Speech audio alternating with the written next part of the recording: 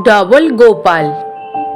মুর্শিদাবাদের নবাব বসে বসে চিন্তা করতে আছে। ওদিকে উজির বলে, নবাব কি হলো, হঠাৎ করে চিন্তা করছেন যে? নবাব বলে, উজির, সব রাজ্যে বার্তা পাঠিয়ে দাও। আমি খবর পেয়েছি ইংরেজরা নিশ্চিত আমাদের রাজ্য দখল করতে পারে। বলে, তাই নাকি নবাব? তাহলে বেশ, আমি সমস্ত রাজ্যে বার্তা পাঠিয়ে দিচ্ছি। তারপর সমস্ত রাজ্যে বার্তা পাঠানো হয়ে যায়। ওদিকে গোপাল সকাল সকাল বাড়ির উঠানে বসে বসে পা দোলাচ্ছিল। অমন সময় নাতি নাতনিরা এসে বলে, ও দাদু, কালকে তো নতুন বছর শুরু হচ্ছে। নতুন বছরে চড়ুই ভাতি করব, চলো চলো চড়ুই ভাতি করো আমাদের সাথে। গোপাল বলে, বেশ বেশ, কালকে নইলে আমরা সকলে মিলে চড়ুই ভাতি করব। ওদিকে রাজসভায় গোপাল আসছে না দেখে সভাসদরা সকলেই আলোচনা করতে থাকে, কি ব্যাপার, গোপাল এলো না কেন? রাজসভাতে সভাসদরা বলে, রাজা মশাই, শুনলাম নাকি গোপাল চড়ুই ভাতি করছে নতুন বছরের প্রথম দিন, তাই আজকে চড়ুই ভাতি করছে। বলে, তাই নাকি? ওই জন্য গোপাল আসেনি? তারপর একজন বার্তাবাহক এসে বলে, রাজা মশাই, ইংরেজ সাহেব এসছেন, দেখা করবেন আপনার সাথে। রাজা মশাই বলে, বেশ, ইংরেজ সাহেবদের ভেতরে আসার কথা বলো। ইংরেজ সাহেবরা এসে নতুন বছরের শুভেচ্ছা জানিয়ে অমনি চকলেট নিয়ে এসে মিষ্টি মুখ করতে বলে। সভাসদ সকলে রাজামশাই সকলকেই মিষ্টি মুখ করতে বলে। সকলে, এমনকি রাজামশাই মন্ত্রীমশাই চকলেট খাওয়ার সঙ্গে সঙ্গে মাথা ঘুরিয়ে অজ্ঞান হয়ে মাটিতে পড়ে যায়। তারপর ইংরেজ সাহেবরা রাজামশাই সভাসদদেরকে বন্দি করে নিয়ে ওই কারাবন্দি করে রেখে দেয়। রাজামশাইয়ের জ্ঞান ফিরতে রাজামশাই অবাক, বলে, এ কি, আমরা কোথায়? মন্ত্রী, মন্ত্রী, কোনো একটা ব্যবস্থা করো, আমরা ইংরেজদের হাতে বন্দি, এখন কি করে মুক্তি পাবো? মন্ত্রী বলে, রাজামশাই, আমার মাথায় তো কোনো বুদ্ধি আসছে না, কি বলি বলুন তো।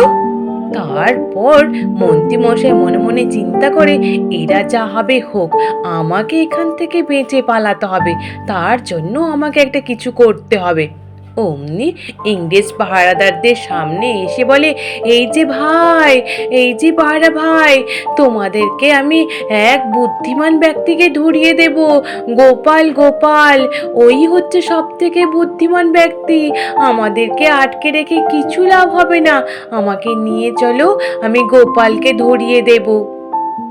ওদিকে মন্ত্রী মশাইয়ের কথা অনুযায়ী ইংরেজ পাহারাদার অমনি মন্ত্রীকে বের করে নিয়ে সোজা গোপালের বাড়ির দিকে রওনা হয়। গোপালের বাড়ির দরজায় গিয়ে টোকা দিতে থাকে।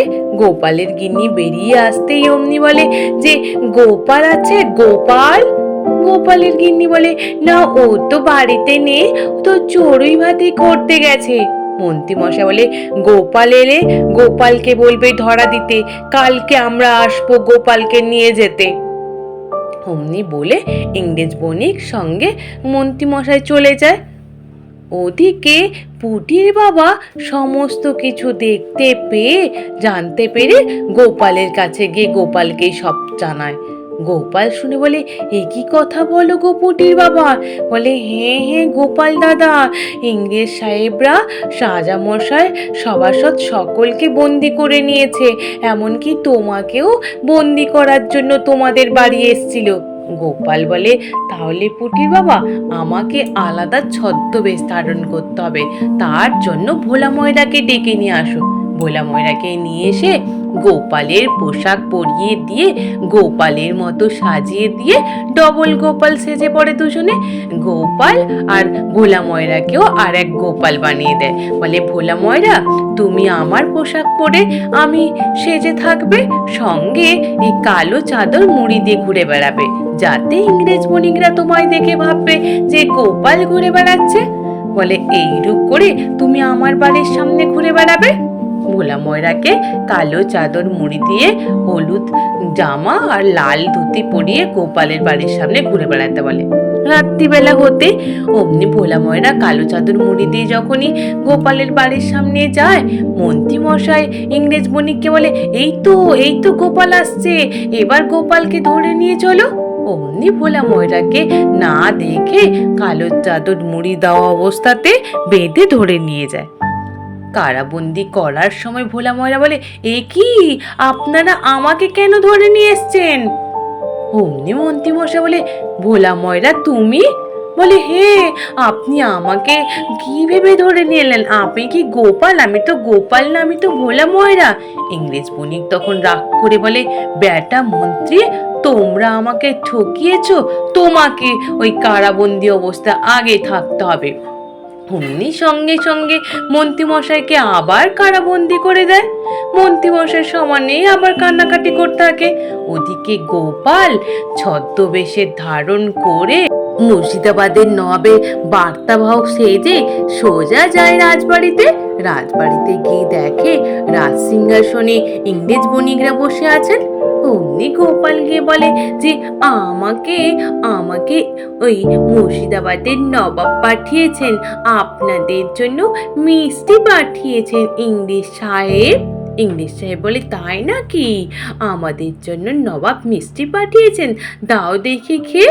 অমনি সঙ্গে সঙ্গে ইংরেজ বণিকরা মিষ্টি খাওয়ার সঙ্গে সঙ্গে জ্ঞান হারিয়ে মাটিতে লুটিয়ে পড়ে। তারপর গোপাল আর পুটির বাবা সকলে মিলে ইংরেজ বণিকদেরকে বেঁধে তারপর ওদের কোমর থেকে চাবি বের করে নিয়ে গিয়ে কারাগার থেকে রাজামশাই সভাসদদের বন্দি থেকে মুক্ত করে ফেলে আর মন্ত্রী মশাইকে বন্দি অবস্থায় রেখে দেয়। তারপর সভাসদরা সকলে বেরিয়ে এসে ইংরেজ বণিকদেরকে বন্দি করে আবার ওদেরকে রেখে দেয় কারাবন্দি অবস্থায়। রাজামশাই সভাসদরা সকলে মিলে গোপালের জয় জয়কার করতে থাকে, বলে, গোপাল, তুমি ছিলে বলে আমরা আজকে বেঁচে ফিরলাম গোপাল, আর ইংরেজ বণিকদেরকে আমরা বন্দি করতে পারলাম, আর এই দুর্দর্শ বেটা মন্ত্রী আরো আমাদেরকে ফাঁদে ফেলানোর চেষ্টা করছিল গোপাল। জয় গোপালের জয়, জয় গোপালের জয়, জয় গোপালের জয়। সভাসদরা সকলে মিলে গোপালের জয়ের ধ্বনি দিতে থাকে। আজ এই পর্যন্ত। নিশ্চিত তোমাদের সকলের ভালো লেগেছে। আর যদি ভালো লেগে থাকে তাহলে একটু লাইক আর সাবস্ক্রাইব করে দিও। আর তোমরা সকলে ভালো থেকো, কেমন? টাটা।